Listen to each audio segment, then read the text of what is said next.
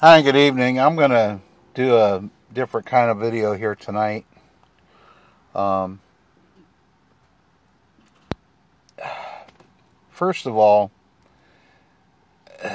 and I've said this more than once. First and foremost, I'm a Christian. I'm a believer in Jesus, that he was crucified, buried, rose the third day, and that by simply accepting his free gift, we are justified of past, present, future sins.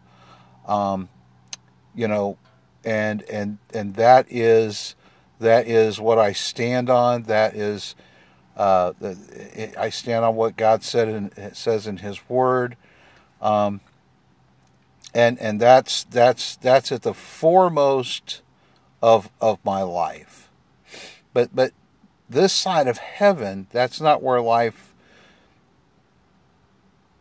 We have to live here on this planet, and right now, we're in a real mess here to just get things down to where we are, where the rubber meets the road. You don't see Christians out there beheading people. You don't see, I would never force anyone, I would never put a gun to somebody's head and say, convert to Christianity or I'm going to blow your brains out. And Christians don't do that. And you can disagree with me. You can teach, preach. I don't care what you believe. You don't have to believe what I believe. Now look, you're going to have to pay the consequences when you stand before God if you reject the free gift of salvation, but that's your choice. And my point is this. All right? Just as I have my right to believe my way, and as long as I don't physically harm anyone, and as long as you don't physically, you can believe whatever you want. But when you belong to a group of people who believe it's okay to harm another individual, to kill them, simply because they will not convert to your way of life, that is infringements of right at the most basic level. The most basic level. And I have just as much right to speak out against these people as they have the right not to accept my way of life. They don't, and here's the thing. Free speech ends at my nose. Okay? As long as you don't get physical with me, you can say whatever you want. I don't care if people heckle me, make fun of me, whatever. I couldn't care less. But there is a group of people out here, Islamists, and I'm going to tell you, I'm greatly disturbed by the fact that even these military commanders and generals are trying to make a but between radicalized and non-radicalized. No, they are all the same. If they follow the Quran teaches that they have to kill the infidels. Period. And so in that alone, these people are already enemy combatants. Listen, Islam has declared war not just against America, but against anyone who rejects the teaching of Muhammad. If you reject the Quran, if you reject the teaching of Muhammad, you are an infidel according to them, and you not only deserve death, but it is their duty to kill you. We who live in a free-thinking society are the greatest threat to these people. They don't want our way of life because they want to rule everything. So we who are free-thinking people are a threat to these people. And the problem is we have government leaders, military leaders, political leaders who are afraid to say this. And not only that, there are people like Miss Lynch who says, if you speak out against these people, we're going to come arrest you. Excuse me, ma'am, have you ever heard of the First Amendment? I have the right to say whatever I want to say. And I'm telling you right now that these people are murderers. They are terrorists. They are enemy combatants. And we ought to treat them as such. Listen, I'm going to tell you right now, these people come around me starting to scream Allah Akbar and all that crap, they'll have picked on the wrong person. And every American needs to realize that these people are an absolute threat to those who reject their way of life. They want to kill you. And this is now becoming a situation, and even these sheriffs are realizing this. Since San Bernardino happened, look at how many sheriffs have stood up and said people need to arm themselves and defend themselves against these people who want to kill you. Which, by the way, is a God-given right. The government doesn't have any authority to take away rights that are granted by God. They don't have that right. Just as they don't have the right to tell me what I can say about a group of people and what I can't say. And let me tell you something, Miss Lynch. If you want to come after me, bring a lunch. Because I'm fed up with this crap.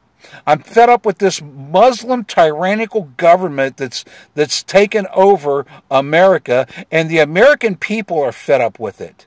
All you have to do is look at the gun sales on Black Friday. You people should be very, very scared of the American people because the bear, which has been asleep, is waking up. And the problem is there is a majority of people who are silent. I refuse to do that. I will not be a part of the silent majority. I will get out here and I will speak my mind and I will say what I want to say, and I have the First Amendment right to do so. And if you want to come after me, then come after me. I couldn't care less. You have every means of tracking who I am and where I live and everything. So if you want to come after me, go ahead. I don't care. Do you know who the most dangerous person in the world is? The person who doesn't care and the person who has nothing left to lose. And I'm at that point right now because we have been backed into a corner to where you're saying we have absolutely no right to do anything, but we have to accept what everybody else says and done. You're backing the American people into a corner. Islam has already, the 9/11 Commission made it very, very clear that Islam has declared war on America. We don't need to declare war on them. When they declared war on us, they put us in a defensive posture or a defensive mode. In that, if they come after me, I will defend my family, I will defend myself. Ladies and gentlemen, it is time to take off the diapers and stand up like adults. Call this what it is. It is a crime by a few when we take in the whole global picture, but they operate out of creating fear. And I want to thank Dave for reminding me of something. They're operating on three different fronts, if you will. A political front, a financial front, and a military front. And the thing is you've got two of those three fronts who say, oh, we're not killing, we're not doing this, we're not doing that, when they are, because behind the scenes they are supporting those who are doing the actual pulling of the trigger and killing American people. And French people and whoever else that will not convert to their cult, okay, which was founded by a stinking pedophile piece of crap. Okay, so guys, it is time for Americans to stand up and show yourselves and not be afraid of these people. How do you deal with a bully? You deal with a bully by standing up to him. And that's what we need to do to these people. You kill one of us, we're going to kill 100 of you. You kill 2 of us, we're going to kill 1,000 of you. You kill 100 of us, we're going to carpet bomb the crap out of you. And that's what we need to do to these people. We need to wipe them off the face of the earth like cockroaches, because that's what they are. They are a menace to a society that wants to be a free society. And that is against everything they want. They do not want freedom. They don't let their women drive. They don't let girls learn. They are all about controlling people. That is not freedom, ladies and gentlemen. That is slavery. You want to live in slavery? Then get out of America. Because we in America are love. And let me tell you something. I don't care what color you are, because this is not a black thing. This is not a white thing. This is the Constitution is colorblind. People are not. That's the problem. And we've got Americans fighting against each other when we have a common enemy that wants to kill us. I am so frustrated on so many different levels tonight that it just boggles my mind that people cannot see the simplicity of this. We have a common enemy in Islam which wants to kill all of us, and here we are killing each other off. How stupid is that? Well, you're doing their job for them.